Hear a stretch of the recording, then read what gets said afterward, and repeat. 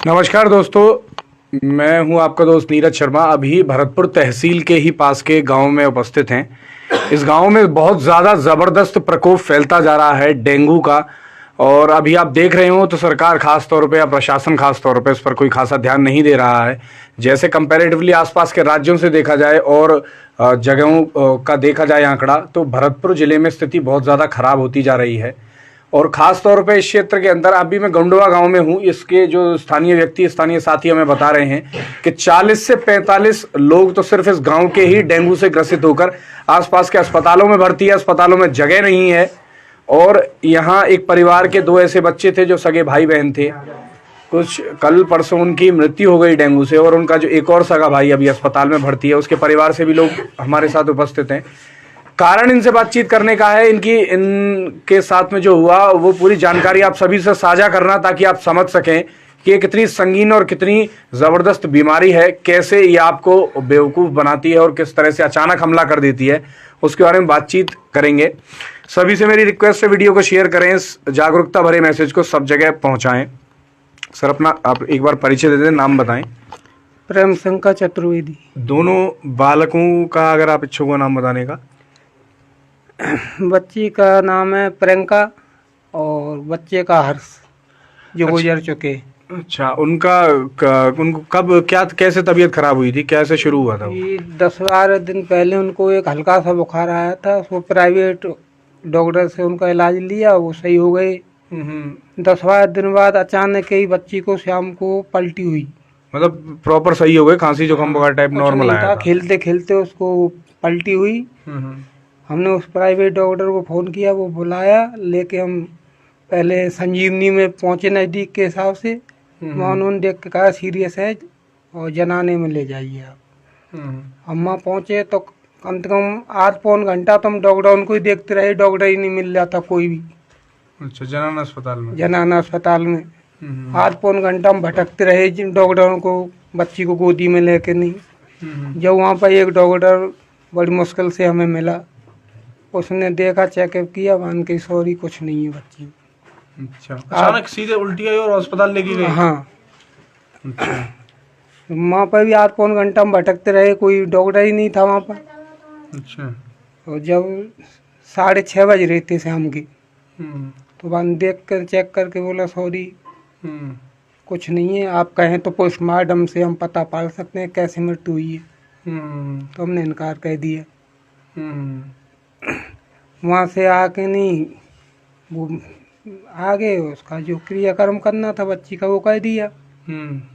उसके बाद में सुबह ने छोटे बच्चे के पलटी हुई, अचानक ही खेल रहा था। अच्छा, उसके भाई के, हर्ष के? हाँ, हर्ष के पलटी हुई। तो हमने उस डॉक्टर को, प्राइवेट को फिर फ़ोन किया, वो तुरंत आया। इसको हमारा भतीजा है विशाल, वो भी आया।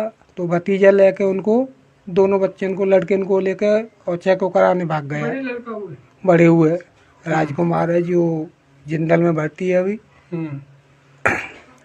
वहाँ पर उनके चेकअप कराए तो हर्ष की प्लेटें 39,000 आई थी और डेंगू। वो बड़े छोड़ने को यहाँ आया। फिर यहाँ से हम सरकारी में गए तो वहाँ पर डॉक्टर बोले यहाँ स्टाफ नहीं है, आप जयपुर ले जाइए। आरबीएम में, जिला अस्पताल में? नहीं, जनाना में। अच्छा, जनाना वाले? हाँ, यहाँ पे स्टाफ की बहुत कमी है, स्टाफ नहीं है, आप जयपुर ले जाइए। बड़ी बहुत देर रिक्वेस्ट करते रहे, फिर बोला आपको साइन करने पड़ेंगे। तो उन्होंने हम पे पहले साइन करवाए। जब बच्ची के करीब आध घंटे बाद बच्चे को ट्रीटमेंट चालू किया उन्होंने, 15 मिनट बाद ये बच्चा दम तोड़ गया। और जब तक खूब अच्छा खासा बोल रहा था, पता नहीं उन्होंने कैसा ट्रीटमेंट दिया, बच्चा हाथे हाथन में ख़त्म हो गया वहाँ। और बार बार ये कह रहे थे कि स्टाफ की कमी है, यहाँ कोई है नहीं है। तो वहाँ पर तो कोई ऐसी व्यवस्था नहीं है। मैं तो ये कहूँगा, इससे तो कोई का बच्चा अगर बीमार है तो प्राइवेट ही ले जाए, माँ नहीं ले जाए, वहाँ कोई व्यवस्था नहीं है। सरकारी में कोई व्यवस्था नहीं है। सरकार तो इस तमाम ये बीमा योजना, स्वास्थ्य बीमा योजना, ये सब दिखावा है सर, ये सब दिखावा, कुछ नहीं है वहाँ ऐसा। उस जनाने हॉस्पिटल सरकारी की वजह से मैं अपने दोनों बच्चों को गंवा चुका हूँ। तो साथियों, आप सभी कल्पना करके देखिए कि 2 बच्चे ऐसे पल भर में इस तरह से हाथ से निकल गए। किस तरह से लोग बच्चे पैदा होते हैं, फिर वो लालन पालन करके बड़ा करते हैं, फिर उसके बाद इस तरह की अचानक एक बीमारी आती है और ऐसे पल भर के अंदर बच्चे चले गए। और ये सिर्फ एक परिवार की स्थिति नहीं है, ये यहाँ के कई परिवारों की स्थिति है। कई परिवारों के परिजन अभी अस्पतालों में भर्ती है, कई प्राइवेट में, कहीं सरकारी में, जिसको जैसे जगह मिल रही है। एक भाई बता रहा था मुझे, भैया जिसको जैसे जगह मिल रही है अस्पतालों में, जगह नहीं बची है। स्थिति ये है कि बेड खाली नहीं है। आप अस्पताल में जाइए अपने मरीज को लेके, वो हाथ खड़े कर देंगे, यहाँ तो बेड खाली ही नहीं है। जैसे इनको कह दिया कि भैया आप जयपुर ले जाइए, हमारे पास स्टाफ नहीं है, तो जैसे तैसे करके पल्ला झाड़ने की कोशिश करते हैं। क्योंकि स्थिति क्या है, बीमारी बहुत भयंकर है। डॉक्टरों को मरीज को देखते ही अंदाजा लग जाता है कि क्या स्थिति हो सकती है, कितना रिस्क है, क्या व्यवस्था है। तो पहले ही आपसे एक तो काउंटर सिग्नेचर करवा लिए जाएंगे कि कल को अगर कुछ हो जाता है तो हमारी गारंटी नहीं है, तो कहीं आप अस्पताल में जाके दावा ना कर दें, उस तरह की। एक दूसरा कि आपको जैसे जिसको जगह मिल रही है, जैसे जिसकी जेब इजाजत देती है। कई लोग तो ऐसे हैं, डेंगू का इलाज खासा महंगा होता है, कई लोग तो ऐसे हैं जो इलाज को अफोर्ड नहीं करते हैं, उसके चलते वो सरकारी में ही जाते हैं। तो मेरी एक और व्यक्तिगत राय है, मैं कहीं पढ़ रहा था, मुझे ये पढ़ के मुझे आइडिया आया, तो मैं कहीं पढ़ रहा था, वहाँ मैंने ये मुझे चीज़ बड़ी बढ़िया लगी। किसी ने लिखा था कि ऐसी व्यवस्था करनी है, सरकार को एक ऐसा नियम निकालना चाहिए कि जितने भी प्राइवेट अस्पताल हैं, आप सभी भी साथी सुनिएगा और आप सभी सहमत हो तो बताइए, जितने प्राइवेट अस्पताल हैं उन सभी प्राइवेट अस्पतालों में इस तरह की व्यवस्था कर दी जाए कि अगर कोई अपने मरीज को लेकर जाता है वहां पर और उसका इलाज होता है और इलाज के दौरान अगर उसकी मृत्यु हो जाती है, तो जितना भी खर्चा उसके इलाज में आया है वो 100% न्यूट्रल हो जाए, जीरो हो जाए और उसको कोई पेमेंट करने की आवश्यकता ना हो। उससे फायदा ये होगा, एक तो 100% अपना फुल पावर ट्राई करेंगे उसको बचाने का, क्योंकि उनका निश्चित पैसा नहीं मिलने वाला है अगर मरीज बचा नहीं तो वो टिल दी एंड उसको बचाने का ट्राई करेंगे। अगर नहीं बच पाया तो कम से कम पैसे के बोझ से तो ना मरे जिसने अपने परिवार के एक सदस्य को खो दिया। अगर आप सभी सहमत है तो इस पर आप कमेंट करके अपनी राय भी दीजिएगा। और ये साथी हैं, आप अपना परिचय दीजिए भैया, आपके परिवार से कौन भर्ती है? मेरा नाम अजय सिंह है, मेरा बच्चा धर्मेश सिंह सैनी भर्ती है। और कौन सा हॉस्पिटल है वो? पार्थ हॉस्पिटल में। मैं उसमें 2 बजे से डॉक्टर साहब बैठते हैं, तो 2-3 बजे से गया था मैं बच्चे को लेकर। उन्होंने 400 रुपये फीस के लिए थे जब उन्होंने भर्ती किया था। पहले दिन 96,000 प्लेट थी, 8 घंटे के अंदर 66,000 प्लेट कम हो गई थी। 66,000 पे आ गई थी? हाँ, 66,000 पर कम हो गई 96 से। तो क्या फिर 36,000, हाँ 36,000, 30,000 बचे, 30,000 प्लेट बची थी। तो हम जब मजबूरी में उनके पास गए थे, 400 रुपये उन्होंने फीस के लिए, और कमरा जनरल के सब उनके भरे हुए थे। तो एक कॉटन कमरा बोलते हैं जो एक निगराबर बेडरूम रहता है, उसके अंदर उन्होंने 4,000 हमसे लिए बच्चे के इलाज के लिए। कह 24 घंटे के 4,000 रुपये होंगे आपके। तो हमने मजबूरी में 4 घंटे के उसके पैसे दिए, इलाज कराया उसका। अभी उसी में भर्ती है बच्चा। अच्छा, अभी हो रहा है स्थिति में कुछ सुधार? हाँ, सुधार हो रहा है। और कोई साथी है उसके परिवारजन भर्ती है? भैया नाम बताओ, तुम अपना करीब बताओ।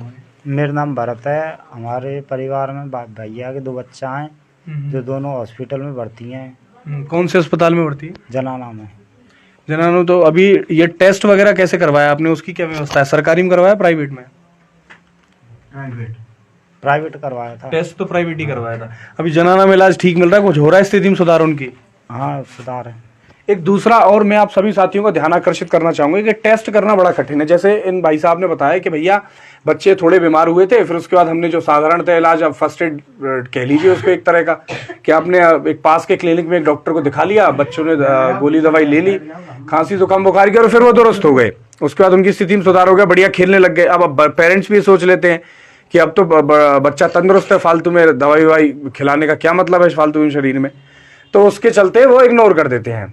तो टेस्ट की व्यवस्था भी सुगम नहीं है। टेस्ट अगर आप प्राइवेट अस्पताल में करवाएंगे तो डेंगू का इलाज होगा, उसका सीबीसी और तमाम तरह के ब्लड टेस्ट और होते हैं, पूरा मोटा माटी खर्चा लगाएंगे 1500 से 2000 रुपए लग जाते हैं प्राइवेट में। और सरकारी का तो डर लगता है वहां टेस्ट करवाने जाने से कि वो सुबह से आपका शाम खराब कर देंगे, नंबर नहीं आएगा, बदतमीज से लोग आपसे बात करेंगे, 6 दिन में आपको रिपोर्ट मिलेगी, वो भी मिलेगी ना मिलेगी, फिर उसको रिपोर्ट को आप तो समझते नहीं है चेक करवाने के लिए डॉक्टर के चक्कर काटो। तो उससे सरकारी अस्पताल में तो आदमी डरता है एक तरह से टेस्ट करवाने जाने से। तो क्यों कोरोना की तरह एक बेहतरीन सुविधा ना की जाए, इस तरह के आउटलेट आपको अस्पताल के बाहर ना खोले जाए, वहां अपने सरकार वॉलंटियर बैठाए और लोगों का एक स्पीड में और गति से धड़ाधड़ टेस्ट किए जाए। जिनको भी नजला जुकाम बुखार थोड़े भी लक्षण डेंगू के आ रहे हैं वो तत्काल सरकारी अस्पताल में उस आउटलेट पे पहुंचे और तुरंत टेस्ट करवाए, जिससे जल्दी रोकथाम करने में इस बीमारी को बड़ी मदद मिलेगी। तो कोरोना की तरह फोर्सफुली टेस्ट पर जरूर ध्यान देना चाहिए डेंगू के पर सरकार को। जितने भी सरकारी अस्पताल है उसमें अगर खुल जाए तो पहले अगर समय से पता चल जाए तो कई लोगों को हम बचा पाएंगे, ये भी बेहतर होगा। और आप लोगों के और कोई परिवार से है भर्ती? बाबूजी हैं, मैं उधर आ जाता हूँ, आप उधर रहिए।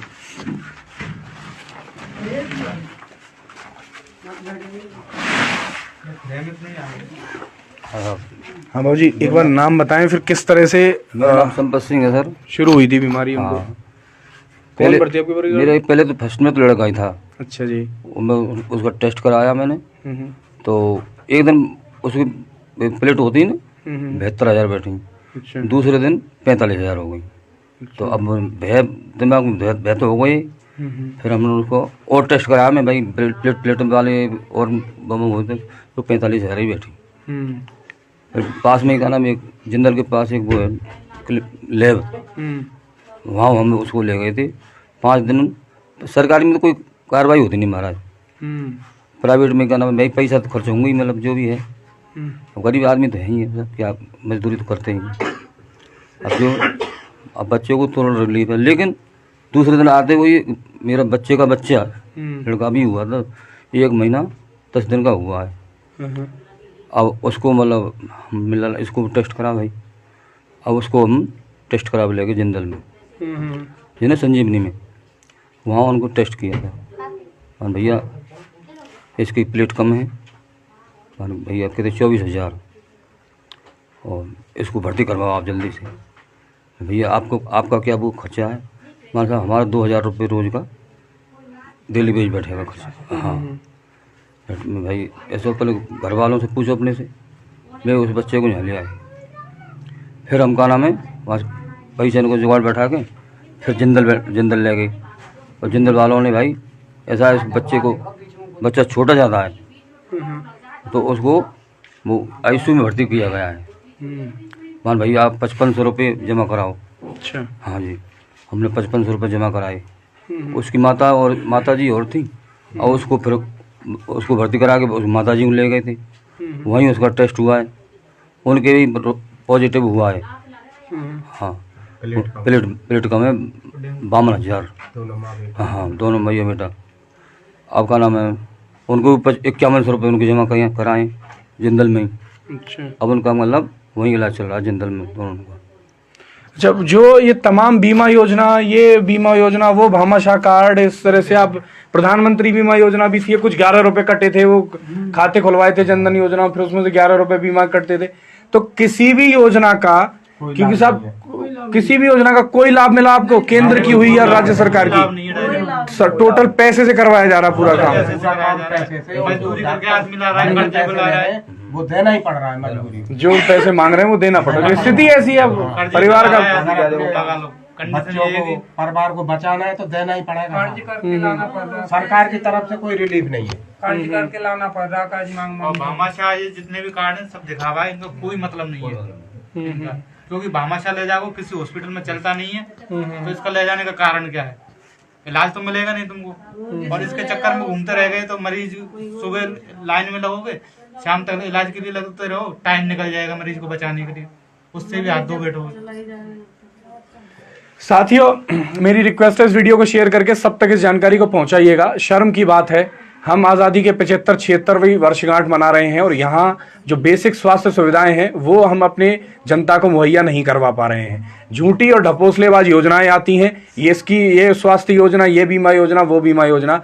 अरे भैया, अगर किसी का एक्सीडेंट से पैर छिल जाएगा तो वो भामाशाह कार्ड का फायदा उठाने नहीं जाएगा, विश्वास मानिए। वो पास के किसी क्लिनिक में जाएगा, पट्टी बांध लेगा। और हमारे भारतीय तो इतने जोशीले हैं, वो एक अपने दुपट्टे का ये एक कपड़ा बांधकर, चीर बांधकर उससे काम चला लेते हैं। ये खुद ही इतने बने बनाए वैद हैं। जब इस तरह की डेंगू और ये परेशानियां, ये बीमारियां आती हैं, तब इनको स्वास्थ्य बीमा की आवश्यकता होती है। तब इनको सरकार से वो संबल चाहिए उस पैसे का कि ये उसको अफोर्ड करना मुश्किल होता है। तब उन बीमा योजनाओं का लाभ इनको चाहिए, तब वो जाकर बीमा योजनाओं का लाभ मिलता नहीं है। इमरजेंसी इतनी ज्यादा होती है कि कर्जा करके आदमी पैसा लाता है, फिर भी इलाज करवाता है। और उसमें भी कई बार केसेस ऐसे होते हैं कि वो अपने परिजनों को बचा नहीं पाता। दोस्तों, वीडियो को शेयर कीजिए, सब तक इस जानकारी को पहुंचाइए। लोग जागरूक होंगे अपने हकों के लिए और सरकार भी समझेगी ये बीमारी मामूली नहीं है, ये दिक्कत मामूली नहीं है। तभी सरकार भी इस पर संज्ञान लेगी। मैं हूं आपका दोस्त नीरज शर्मा। नमस्ते, गुड बाय, राम राम।